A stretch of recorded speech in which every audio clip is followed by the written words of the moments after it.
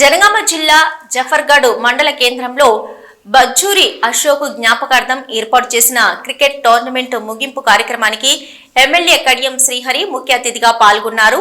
క్రీడాకారులను పరిచయం చేసుకుని టాస్ వేసి ఫైనల్ మ్యాచ్ ప్రారంభించారు. అనంతరం ఎమ్మెల్యే మాట్లాడుతూ క్రీడల పట్ల యువత ఆసక్తిని పెంచుకోవాలని, యువత చదువుల్లోనే కాకుండా క్రీడల్లోనూ రాణించాలని, శారీరక మానసిక దృఢత్వాన్ని పెంచుకోవాలని అన్నారు. నాకు ఒక వారం క్రితం ఈ పిల్లగాళ్ళు వచ్చి ఇట్లా క్రికెట్ టోర్నమెంట్ గతంలో పెట్టాము, ఇప్పుడు పెడదామని అడిగారు. గతంలో కూడా తిరుగుల 2021లో కూడా ప్రోగ్రామ్స్ క్రికెట్ నిర్వహించా. వీళ్ళు అడగగానే సరే యూత్ కు ఎంకరేజ్ చేయాలనే ఉద్దేశంగా ప్రతి ఒక్కటి నేనే చేస్తాను ఉద్దేశంగా ప్రతి వాళ్ళకి ఏ ఇబ్బంది లేకుండా నేనే చేసి ప్రైజ్ మనీ ఇవ్వడం జరుగుతుంది. గతంలో కూడా ఇలానే చేస్తా, ఇప్పుడు కాదు ఫ్యూచర్ లో కూడా ప్రతి ఒక్కరికి నేను వాళ్ళ వెంట ఉండి ప్రతి దాంట్లో సహాయం చేస్తా.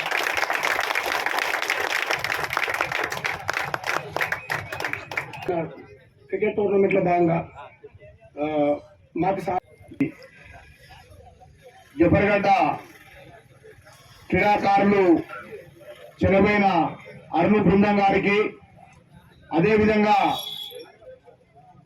జఫర్గఢ్ లో క్రీడలు అంటే 1990 నుండి జఫర్గఢ్ మండలం చాలా పేరుగాంచినటువంటి మండలం. ఎందుకంటే ఒకప్పుడు కబడ్డీ, వాలీబాల్, క్రికెట్, బ్యాడ్మింటన్ జరుగుతున్న క్రమంలో రాష్ట్ర స్థాయి ప్లేయరు ఇనుగుర్తి వెంకటనారాయణతో పాటు పోరుపడినటువంటి సంగతి జఫర్గఢ్ క్రీడాకారులకు ఉన్నటువంటి సందర్భం అని చెప్పి నేను ఈ విధంగా గుర్తు చేస్తున్నాను.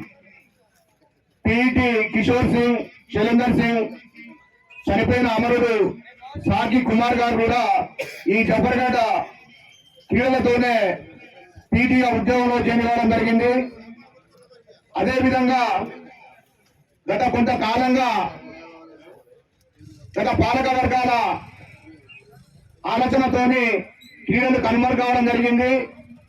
ఆ తర్వాత లాస్ట్ ఇయర్ పోయిన సంవత్సరం జఫర్గఢ్ యూత్ అసోసియేషన్ నుండి అరుణ్ గారు చాలా ఇంట్రెస్ట్ గా వచ్చి మన జఫర్గఢ్ లో క్రీడాకారుల స్ఫూర్తిని బయట తీయాలని చెప్పి నాతో చర్చించడం జరిగింది.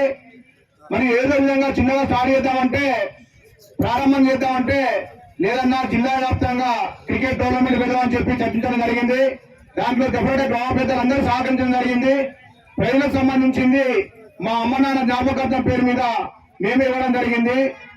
ఆ రోజు ప్రారంభమైనటువంటి క్రీడా స్ఫూర్తి ఈ రోజు జఫర్గఢ్ మండలంలో అన్ని నేనే తనై చూసుకుంటా అని చెప్పి బజ్జూరు మణికాంత్ గారు వాళ్ళ నాన్న బజ్జూరు అశోక్ గారి జ్ఞాపకార్థం కోసం ఈ క్రీడా ప్రాంగణం ఏర్పాటు చేయడమే కాకుండా ప్రజలతో పాటు గత 10 రోజుల నుండి అన్ని విధాలుగా వాళ్ళను చూసుకొని ఈ స్థాయికి తీసుకొచ్చినటువంటి మణికాంత్ గారికి, వారి కుటుంబం గారికి ప్రత్యేక ధన్యవాదాలు తెలియజేస్తున్నాం. అదేవిధంగా కాంగ్రెస్ ప్రభుత్వం వచ్చిన తర్వాత 2025 సంవత్సరంలో క్రీడలకు ఉన్న ప్రతిభను వెలికితీయడం కోసం మన ప్రియతమ నాయకుడు తెలంగాణ రాష్ట్ర ముఖ్యమంత్రి వర్యులు ఈ నెల 13వ తారీఖున ఢిల్లీలో ఖోఖో పోటీలు ప్రారంభిస్తున్న సమయంలో, అదే సమయంలో 13వ తారీఖు నాడు ఈ గ్రౌండ్ లో మనం క్రికెట్ ను ప్రారంభించడం జరిగింది. 10 రోజులుగా ఇప్పటి వరకు 32 టీములు పోటీ పడ్డప్పటికీ ఈ రోజు జఫర్గఢ్ కోనేచలం టీములు ఫైనల్ ఇవ్వడం జరిగింది. మరి ఈ 32 టీములు కూడా ఈ రోజు ఓటమి రేపటి గెలుపుకు నాంది అని చెప్పి ఈ సభ ఉద్దేశంగా నేను సవినయంగా తెలియజేస్తున్నాను. ఓడిపోయిన ప్రతి ఒక్కరు కూడా ఈ అనుభవాన్ని గుణపాఠంగా తీసుకొని రేపు మళ్ళీ మనం ఎట్లా రాణించాలి, ఎట్లా సమన్వయంతో పనిచేయాలి, ఎవరి బాధ్యత ఏంటి అని చెప్పి అందరూ బాధ్యత గుర్తించాలని చెప్పి నేను ఈ విధంగా తెలియజేస్తున్నాను. అదేవిధంగా మరియు క్రీడలు ఒక ప్రైజుల కోసమే కాదు, మానసిక శారీరక దృఢత్వానికి అనేక రంగాలలో కూడా రాణించడం కోసం క్రీడలు ఉపయోగపడతాయి.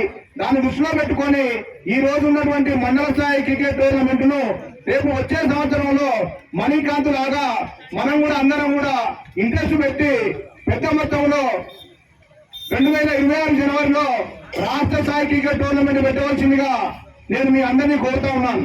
దానికి జఫర్గఢ్ మండలంలో ఉన్నటువంటి నాయకులు పార్టీలకు అతీతంగా ఏ పార్టీ అయినప్పటికీ కూడా ఈ 10 రోజుల నుండి బీజేపీ, కాంగ్రెస్, సిపిఎం, టిఆర్ఎస్ నాయకులందరూ కలిసి కూడా మన యూత్ నాయకులకు సహకరించినందుకు ప్రత్యేక వందనాలు తెలియజేస్తూ ఈ అవకాశం ఇచ్చిన పెద్దలకు ధన్యవాదాలు తెలియజేస్తూ ముగిస్తున్నాను.